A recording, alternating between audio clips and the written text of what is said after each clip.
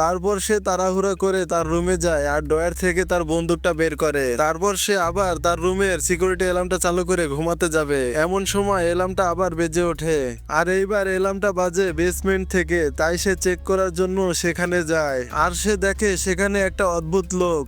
আসলে সে ওই ভাইরাসে আক্রান্ত ব্যক্তি ছিল আর তার চেহারাটা খুবই ভয়ঙ্কর ছিল, আর যেই কারণে ট্যারি তাকে দেখে ভয় পায়। তারপর ট্যারি উপায় না পেয়ে তার হাতে থাকা বন্দুকটা দিয়ে তার মাথায় গুলি করে আর সে সেখানেই মারা যায়। তারপর ট্যারি বুঝতে পারে তাদের শহরে কিছু একটা ভয়ঙ্কর ঘটছে, তাই সে তার মায়ের কাছে যাওয়ার সিদ্ধান্ত নেয় আর সে তার গাড়ি নিয়ে তার মায়ের বাসায় আসে আর এসে দেখে তার মায়ের বাসা পুরোটা খোলা। তখন সে বাসার ভিতরে ঢুকে আর তার মাকে খুঁজতে শুরু করে, কিন্তু সে কোথাও তার মাকে খুঁজে পায় না।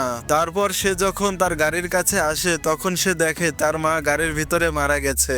আসলে তার মা ওই ভাইরাসে আক্রান্ত হয়েছিল। তারপর টেরি তার স্বামী মাইকেলের কাছে যাওয়ার সিদ্ধান্ত নেয়।